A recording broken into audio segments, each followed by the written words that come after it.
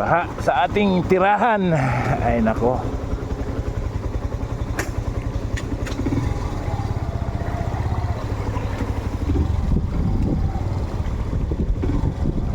Tayo daan sa kabila at medyo malalim.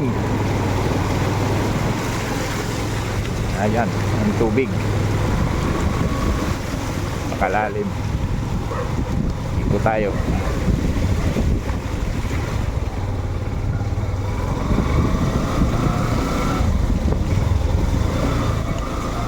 Dulot ni Karina ay baha. Nagdala ng napakaraming tubig. Yan, hanggang dito puro tubig.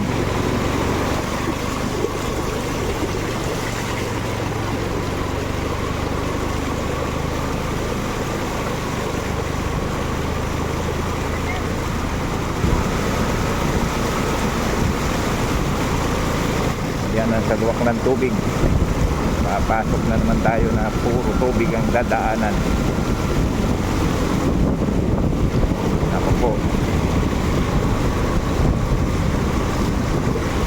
andito po tayo Quirino Avenue sa Malate. At nakikita nyo naman puro tubig ang aking binabaybay. Yan, masalwak ang tubig.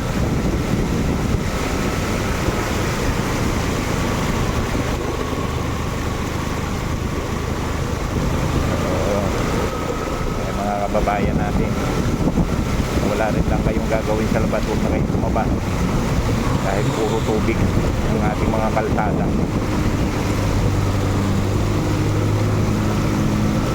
Parang dagat na eh. Oh. Yung mga lugar na mataas yan, katulad nito, pero abot pa rin ng tubig eh. Isa nga doon na dumaan Maapsaya to sa gas. Mga ganitong takbo kasi puro primera.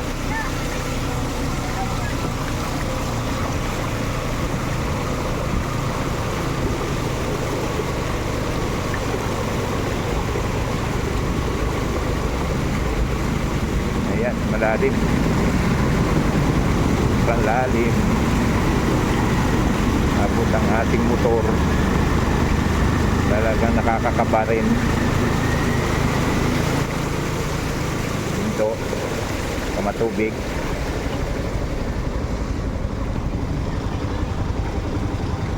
Hugas na hugas ang aking motor. Hindi naman. Okay lang. Atras ka. Saan ang punta po ninyo? Diyan lang naman. Ay, puro dagat, puro tubig dito sa Top Avenue. At yung mga kanina, mas malalim kanina eh. Ayan yung mga basura na sa tabing nga, nasa gitna ng kalsada. Medyo hupa na nga ngayon.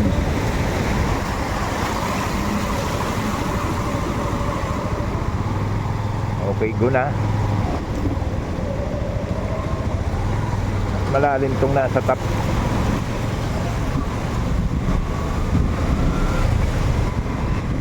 Baybayin din natin tong Quirino Avenue. Punta tayo ng Osmeña Highway. Tingnan natin kung gaano kalalim yung tubig dito. Yan talagang malalim pa rin. May mga lugar kasi na malalim yung tubig. Hindi level yung ng kalsada.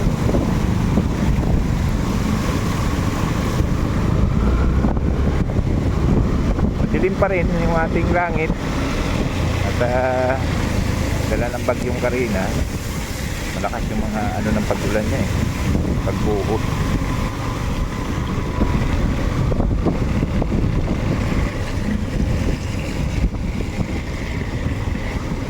Yan.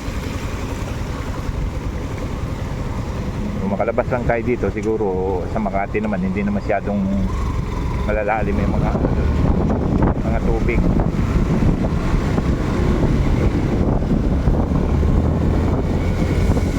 Kanina dito rin ako dumaan pag uwi ko, pero hindi ako nakadiretso dahil sa lalim ng tubig.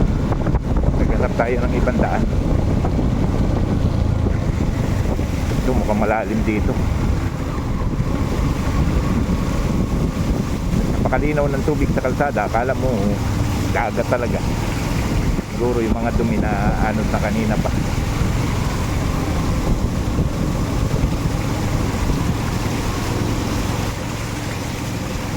Yan, medyo malalim.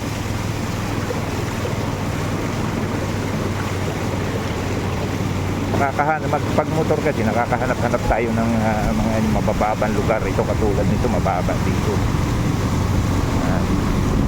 Hindi tayo sa kung katiyak man yung malalim, at least nakakahanap pa rin tayo ng mababang magdadaanan. Yan, dyan sa Singalong malalim. Ito yan, katulad yan, talagang tumutulak yung tubig sa gulong dahil sa lalim ng tubig baha.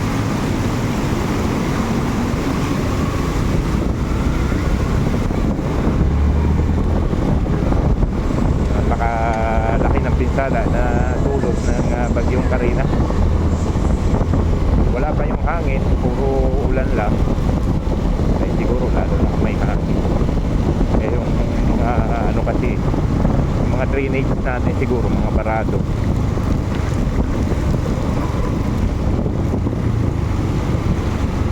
Yan, dito tayo sa Osmeña.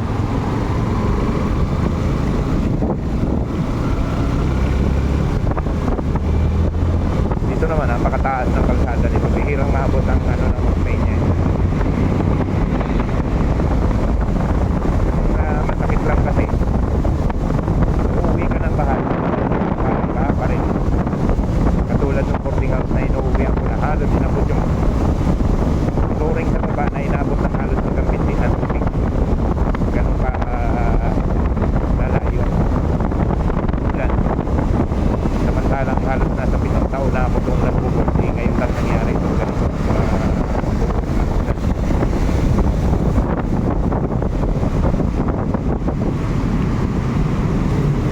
kanina dito ako lumabas at talaga napakalalim dito sa na ito, San Andres Bukid. Halos hindi yung motor ko makaabante sa lalim ng tubig. Buti lang at mataas ang tambot ng motor ko.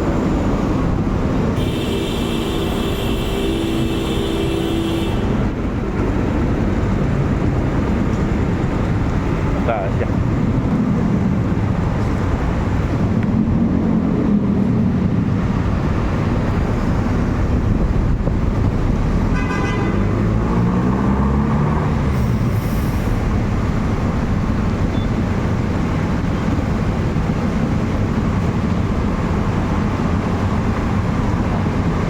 Sana lumulusot ang mga sasakyan, makaiwas lang sa tubig.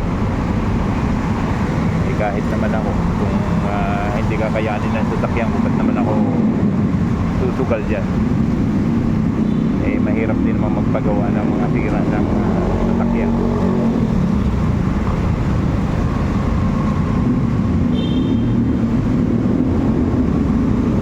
Yung takbo na ulit.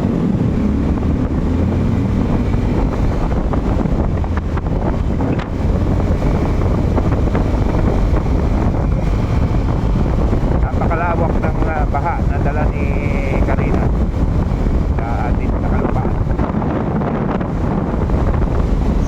Kanina sa Makati talagang napakalalim ng mga tubig dito. Kanina nalalim yung mga ng tubig.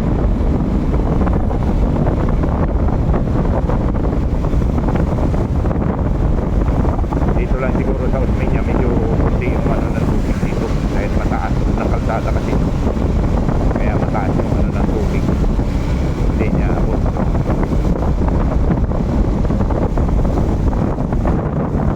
Pero dito kanina sa Tobelroja, sa Camagong, sa Pablo Campo Extension, napakalalim ng tubig. Ayan, kaya hindi ako dumaan dito kanina dahil yun nga, matubig.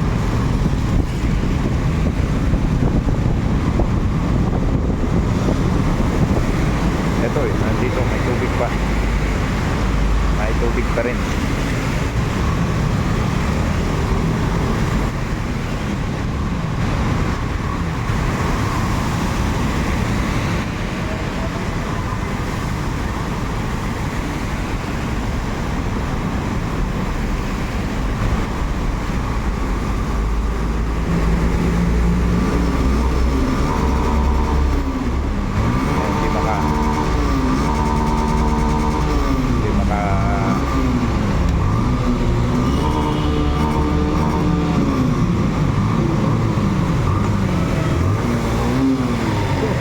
Lalim.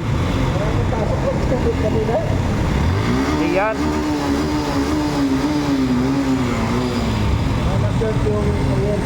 Mataas yan, hindi yan. Mas mataas kanina, doon din ako dumaan eh. Sa San Andres. Yung sa akin natin, lubog talaga itong hanggang buhaya kanina. Hindi yan maano. Huwag lang malubog talaga yung tambuto. Yung pinaka ano. Lubog din yun, lubog ito. Pinakabutas. Sige. Ayan, may tubig din dito.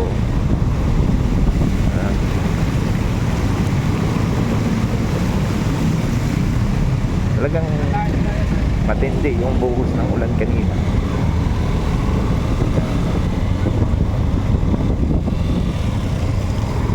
May ulan pa rin dito. May tubig pa rin.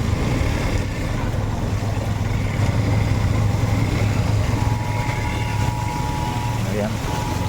Naluwak ng tubig. Ang kita ang para kang nasa dagat.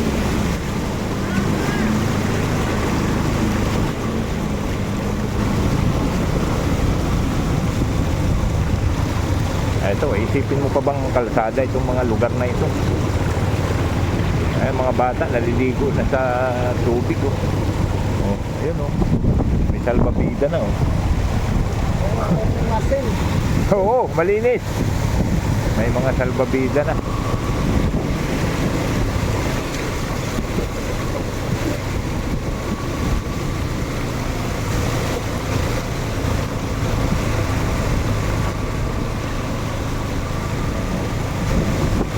Lahat puro tubig. Ito Kamagong, matubig pa rin. Kanina may nakita nga ako ditong nangingisda eh.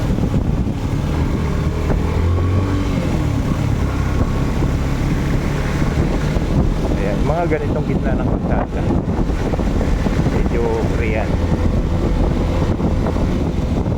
Tingnan nyo kung gaano kahaba yung ano ng tubig dito kanina. Pumasok ako dyan, ako, grabe. Ito itong Kamagong, akala mo hindi kalsada, puro na lang tubig.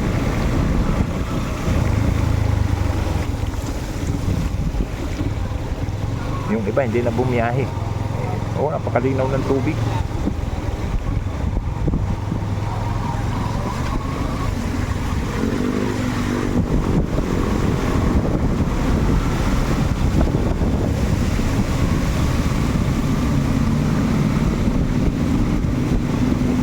Kanina lubog na lubog ito hanggang binti. Ngayon lubog na lang yung paa mo mismo.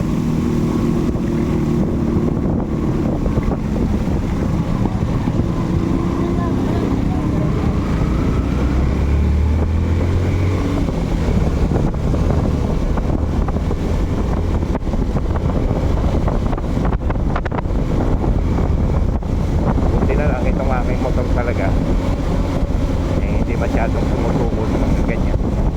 Huwag lang malulubog ang spark plug at ang buto.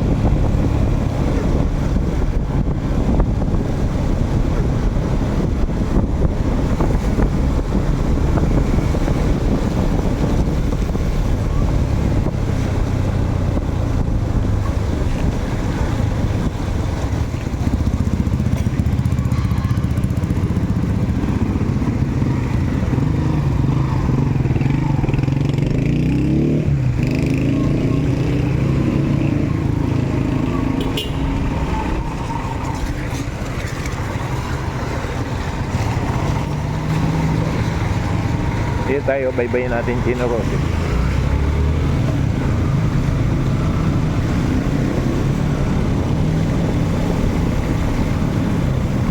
dito, may nanguhuli ng isda kaninang hito. Yan, Generoses Avenue, medyo matubig pa rin.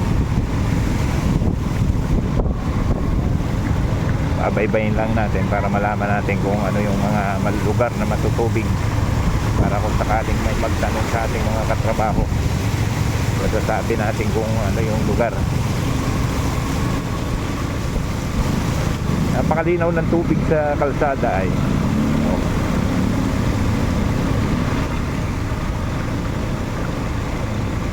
talagang parang ano, parang dagat. Ayan, dito tuloy na, ganun lang.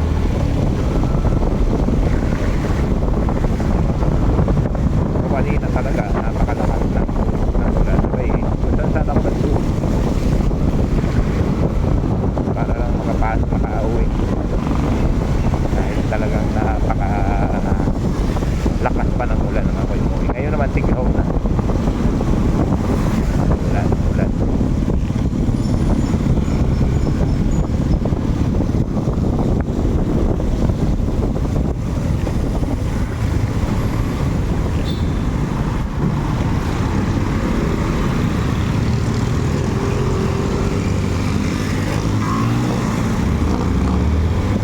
Pa. Kalayaan Avenue, wala nang baha dito, mataas na kalsada.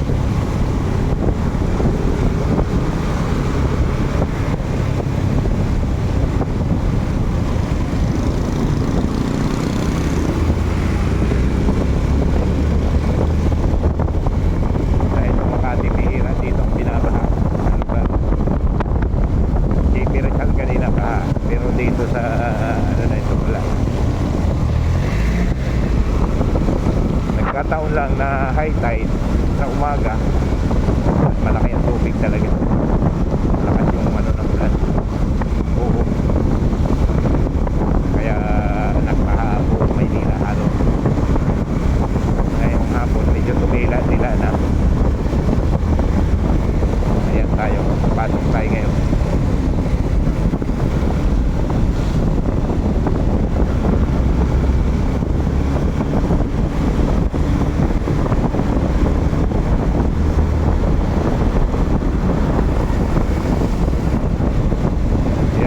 Gilid lang ng kalsada mayroong tubig ang Kalayaan, at saka dito sa bandang una nilagyan kasi nila ng buhos yung daanan ng tubig, kaya tuloy umawa sa kalsada. Hindi nila nilagyan ng kanal, dinerecho nila yung buhos. Ayan, awas na dito.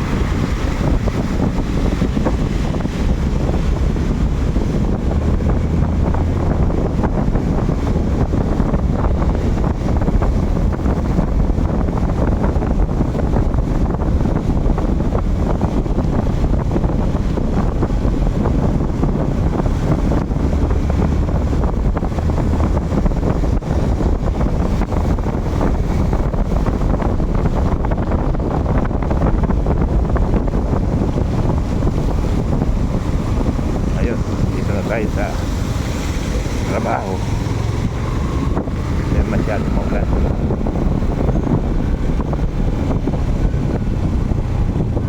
Buti na lang at wala nang ulan, nakapag-video ko kahit kunti.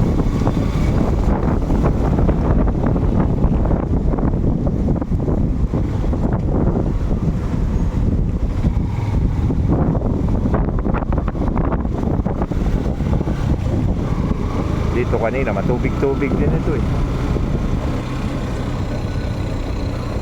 Yun ang mahirap, yung sinabayan ng high tide ng tubig, ulan, tapos malakas na po, delicate.